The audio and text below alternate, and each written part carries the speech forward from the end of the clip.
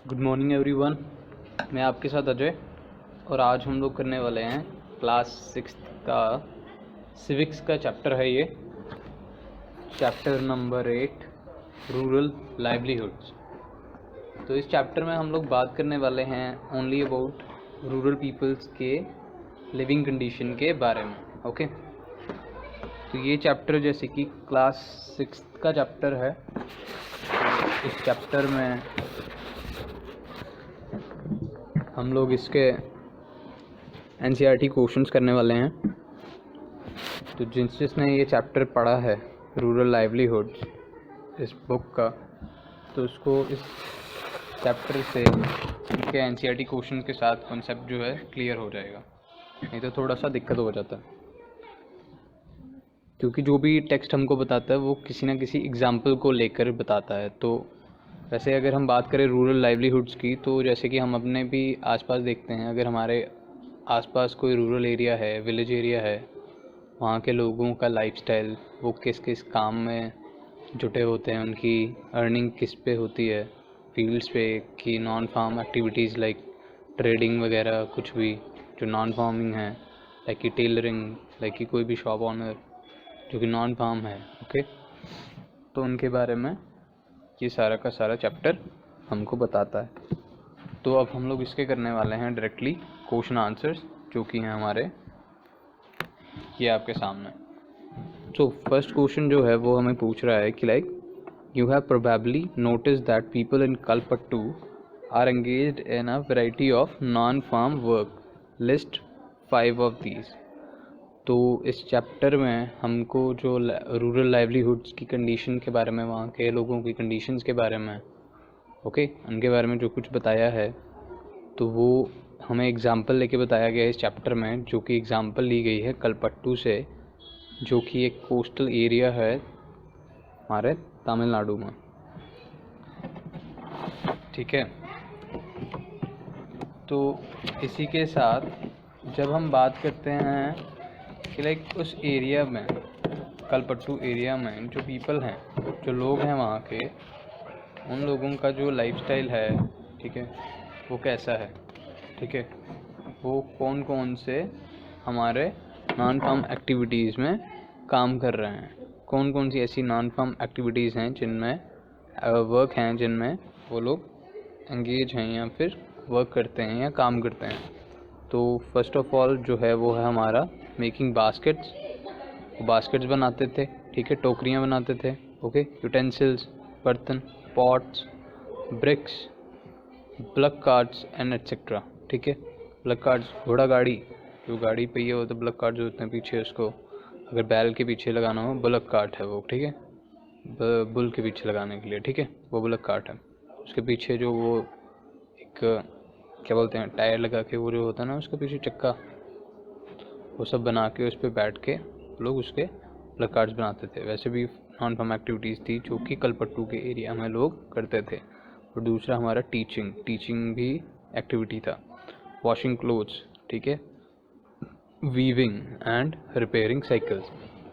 तो teaching, washing clothes, weaving और repairing cycles, ये सब के सब नॉन फार्म एक्टिविटीज़ थी जो कि कलपट्टू जो एक एरिया था वहाँ के रूरल पीपल्स का, उनके वहाँ के लाइवलीहुड्स का, ये एक नॉन फार्मिंग वर्क था उन लोगों के एंगेज रहने का। ओके, तो इसी के साथ अब हम डिस्कस करेंगे क्वेश्चन नंबर 2 को। तो क्वेश्चन नंबर 2 जो हमें कह रहा है कि like list the different types of people you read about in Kalpattu who depend on farming, who is the poorest among them and why. तो हम लोगों को बताना है कलपट्टू जो एरिया है वहाँ पे रहने वाले डिफरेंट पीपल्स के बारे में जो कि फार्मिंग एक्टिविटीज़ पे डिपेंडेंट हैं, और हमको ये बताना है कि लाइक उन सब में से सबसे ज़्यादा पुअर कौन है। ठीक है, ओके, और उसका रीज़न बताना है। तो इस चैप्टर में जैसे कि कलपट्टू एरिया है जो ये, तो इस चैप्टर में हमें जो कैरेक्टर्स दिखाई दिए हैं वो हैं तुलसिया, शेखर और रामलिंगम। जो तुलसिया है वो एक ऐसा कैरेक्टर है कि लाइक वो रामलिंगम की जो फार्म्स हैं वहाँ पे काम करती है, ठीक है, और जो शेखर है वो एक वो एक फार्मर है जो कि स्मॉल फार्मर है, जिसके पास कि अकॉर्डिंगली थिंक 2 एकड़ या फिर इतना कुछ एरिया उसके पास होगा जिस पे वो कल्टीवेशन करता था।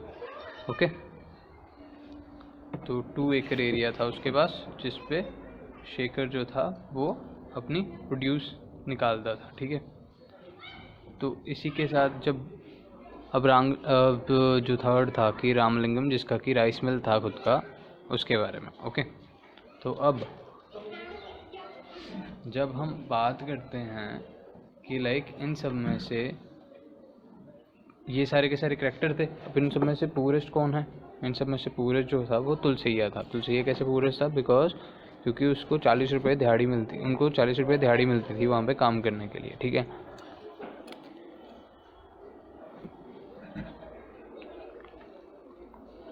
उनको 40 रुपये दिहाड़ी मिल जाती थी वहाँ पे काम करने के लिए। ठीक है, तो जैसे कि 40 रुपीज़ पर डे तो उनके लिए भी काफ़ी नहीं था, बट उनके पास ये था कि लाइक वो रामलिंगम पे डिपेंड हो सकती थी कभी भी किसी भी नीड के अकॉर्डिंग। ओके, तो ऐसे ही आंसर में जैसे कि ये है कि like Tulsaiya is the purest among them, it is because she has no land of her own.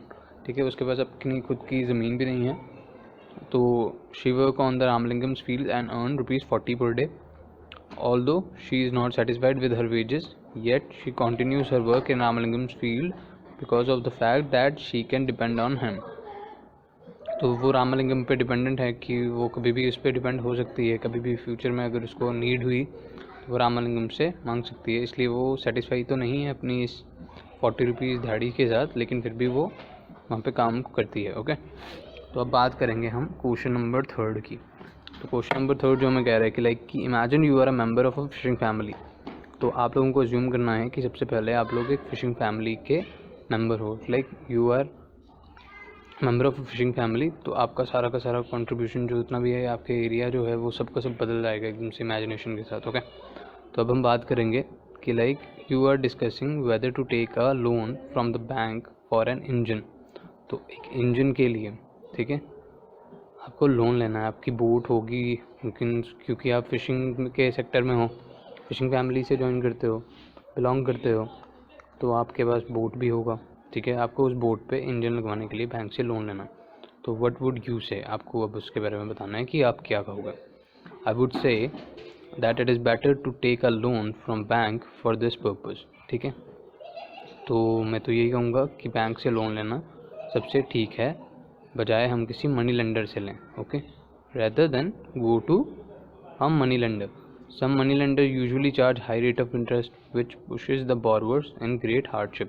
क्योंकि जो मनी लेंडर्स हैं वो बहुत ही ज़्यादा high rate of interest charge करते हैं, जो कि बॉरवर्स भी एक टाइप का उनकी जो डेबिट चुकाने की जो क्षमता है उसके ऊपर एक टाइप का रोक डाल देता है, क्योंकि इतना ज़्यादा हाई रेट ऑफ इंटरेस्ट होता है, इंसान भी सोचते हैं कैसे भरेंगे।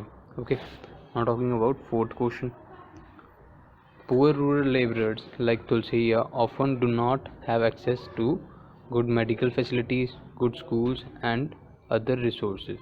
तो जैसे कि हम बात करते हैं कि पुअर जो रूरल लेबरर्स हैं, जो कि लेबर का काम करते हैं रूरल एरियाज़ में, जैसे कि हमारे साथ इस चैप्टर में है तुलसिया, जिनको कभी कभार एसेस नहीं मिल पाता है कि लाइक वो मेडिकल फैसिलिटीज़ में अप्रोच कर सकें, यहाँ एक गुड स्कूल्स में अपने बच्चों को डाल सकें पढ़ाने के लिए, यहाँ और कोई भी resources. Okay, you have read about inequality in the first unit of this text. आपने सबसे पहले इस टेक्स्ट बुक की चैप्टर में इनइक्वालिटी के बारे में पढ़ा है। The difference between her and Ramalingam is one of inequality. तो तुलसिया और रामालिंगम के बीच में जो एक डिफरेंस है वो भी एक टाइप का इनइक्वालिटी पे है। Okay, do you think this is a fair situation? क्या आपको लगता है ये फेयर सिचुएशन है? What do you think can be done? आपको क्या लगता है कि क्या होना चाहिए? Okay, discuss in the class. तो आपको इसके बारे में अपनी क्लास में डिस्कस भी करना है, और अगर नहीं कर सकते तो आप इसके लिए अपना प्रिपेयर कर सकते हो कि आप क्या बोलने वाले हो। तो first of all, no this is not a fair situation, क्योंकि ये फेयर सिचुएशन इसलिए नहीं है क्योंकि there should be ceiling of land. क्योंकि जो तुलसिया है जो कि काम करती है वहाँ पे, उसके लिए हमें एक सीलिंग ऑफ लैंड रखनी चाहिए। It will help everyone to have some land where one can earn one's livelihood, जिस पे कि मतलब कि हमारे जो भी उस लैंड को ओन करेगा उस पर काम करेगा उसका एक सोर्स ऑफ इनकम जनरेट हो जाएगा। Opportunity should be equal for all, ये अपॉर्चुनिटी हर किसी के लिए इक्वल होनी चाहिए। Primary education should be made compulsory, primary education है वो भी कंपलसरी होनी चाहिए। Effort should be made to promote education among the poor, और हम लोगों को भी ये करना चाहिए कि लाइक जितने भी एफर्ट्स लगाएं सब मिलजुल कर, ताकि हर कोई एजुकेशन को प्रमोट कर सके, चाहे पुअर पीपल हों या फिर रिच पीपल भी क्यों ना हो। हर किसी को एजुकेशन मस्ट है, उनको लेना चाहिए, उनको पढ़ना चाहिए अच्छे से। Okay, it will help them know their rights and other awareness, इससे वो अपनी राइट्स और बाकी सब अवेयरनेसेस जितने भी आजकल हो रही हैं उन सब के बारे में जागरूक रहेंगे। Okay, now discussing about question number 5th, what do you think the government can do to help farmers like Shekhar, sorry it is farmers, okay, help farmers like Shekhar when they get into debt। okay, so we have to discuss about it। ये यहाँ पे help farmers है, not फैनर्स। Okay, इसको आप check कर लेना एक बार फिर से, जब भी आप अगर किसी को कोई डाउट है तो उसको क्लियर हो जाए। Okay, now government can provide assistance to farmers like Shekhar, तो गवर्नमेंट शेखर जैसे फार्मर्स को असिस्टेंस प्रोवाइड कर सकती है। ठीक है, उनके लिए कुछ पॉलिसीज़ रख सकती है, जैसे कि लाइक इंटरेस्ट फ्री लोन्स की कोई जो भी हो वैसी पॉलिसी हो जाए, या लोन एट लोअर रेट, ठीक है, लोवेस्ट इंटरेस्ट रेट पे लोन हो, वो भी हेल्प होगा शेखर जैसे फार्मर्स के लिए। उनके लिए सीड्स, फर्टिलाइज़र्स और पेस्टिसाइड्स अगर वो प्रोवाइड करें तो उस पर सब्सिडाइज रेट होना चाहिए उनको, है ना। कैन ऑल्सो भी provided to him on subsidized rate, उसको सब्सिडाइज रेट पे वो सारे के सारे जो भी उनके इक्विपमेंट्स हैं उस फार्मिंग एक्टिविटी के साथ वो सब उनको प्रोवाइड होने चाहिए। तो now discussing about question number 6, compare the situation of Shekhar and Ramalingam's by filling out the following tables. तो अब हमें शेखर और रामलिंगम के बारे में बताना है।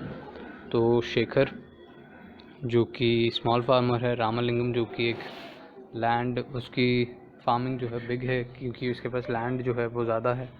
तो इन पे हमें बताना है लैंड कल्टीवेटेड, जो लैंड कल्टीवेटेड करते हैं उस पर land required, labour required sorry, कितनी लेबर रखती है, लोन्स रिक्वायर्ड, लोन कितना लेते हैं, सेलिंग ऑफ हार्वेस्ट, बेचते कहाँ हैं, other work done by them, और बाकी सब वर्क्स। ओके, तो जैसे कि अब land cultivated, total land cultivated जो है वो है रामलिंगम और शेखर में कि like Shekhar have 2 acres and Ramalingam have 20 acres।